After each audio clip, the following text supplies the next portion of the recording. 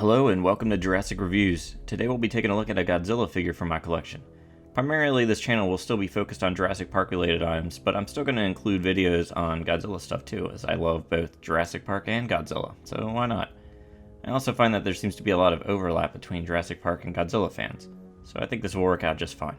I'm not really sure what I was a fan of first, Godzilla or Jurassic Park. I remember getting the Trendmasters Godzilla figures in the early 90s. My first toy was a Mecha King Ghidorah that my dad bought for me at a thrift store. I remember not having any clue what it was. I just thought it looked cool and it made noises, which was always a plus. Not too long after that, my mom took me to Blockbuster, and while walking down an aisle, I noticed the same monster on the cover of a VHS tape, which turned out to be a Godzilla movie. My mom started renting Godzilla movies for me, and the rest is history. I started to collect the Trendmaster Godzilla figures and played with them a lot. I have a ton of memories with those toys, especially the larger ones. I had Godzilla, Rodan, Mothra, Gigan, Mecha Godzilla, and Mecha King Ghidorah. I still have some of them, but I gave a few away to my neighbor's kids for them to enjoy. I also had a good amount of Trendmaster Godzilla 1998 stuff too, but I'll touch on that movie and its toys when I review X Plus's 25cm Godzilla 1999 here in a few months.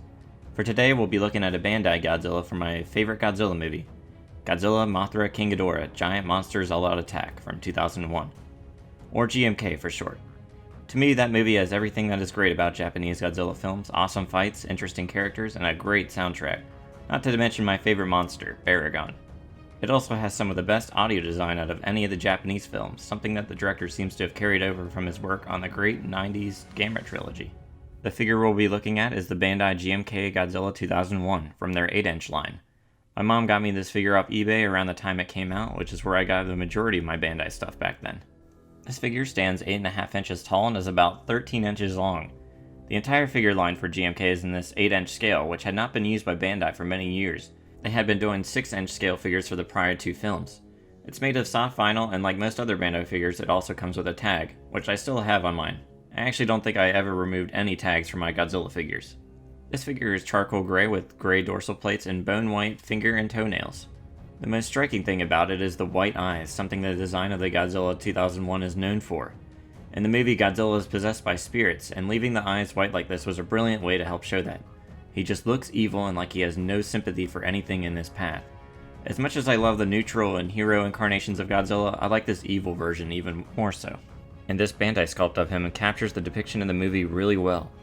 Despite being a cheaper figure, there's still plenty of detail in the sculpt. There's bumps and scales and great deal in the dorsal plates. The back of the head and neck in particular has some dorsal plates starting to form that look really nice. The teeth are painted but not individually sculpted. These figures were not super expensive upon release, and they were made to be affordable. So this is forgivable, and I still think they look okay. This is how the standard Bandai vinyls are mostly done. In terms of articulation, its head can rotate. Its arms can move. And its legs can move too. Its tail can also rotate all the way around.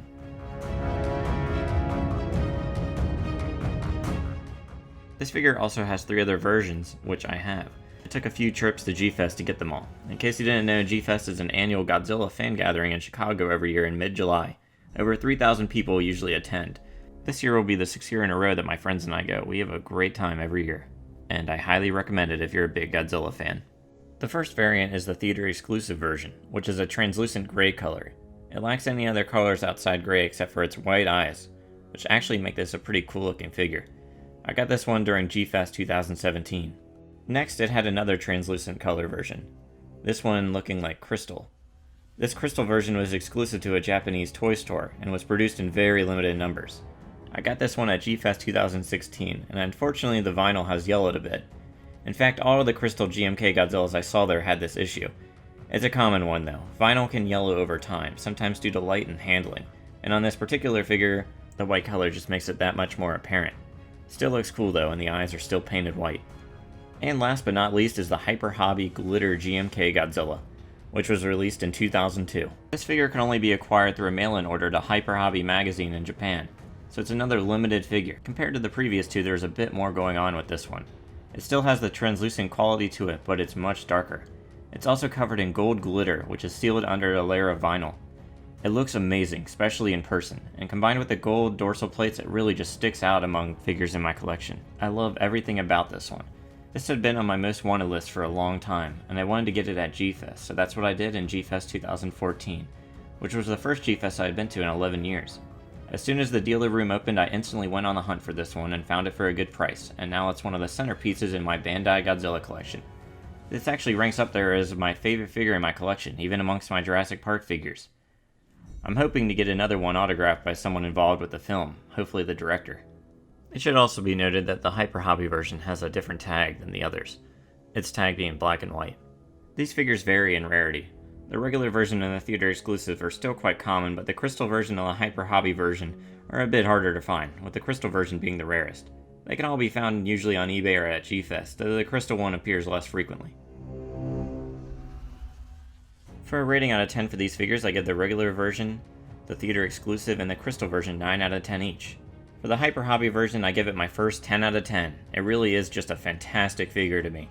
The combination of it being part of my favorite Godzilla film, the glitter and gold colors, plus it being somewhat harder to track down, just put it over the top.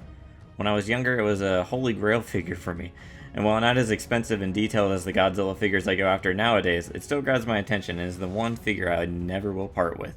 If you love GMK and Bandai vinyls, you owe it to yourself to track this one down. Before we wrap this up, here's the standard version compared with all the other monsters from the film: Mothra, King Ghidorah, and Baragon.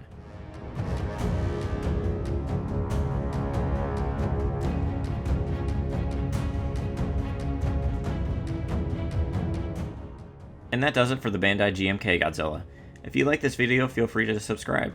For the next Godzilla video, I'm thinking about doing NECA's Godzilla 1962 whenever it arrives. And if the SH Monster Arts version arrives around the same time, I'll just do both in one video. We'll also be looking at some X Plus releases in the near future. Thanks for watching, and see you next time.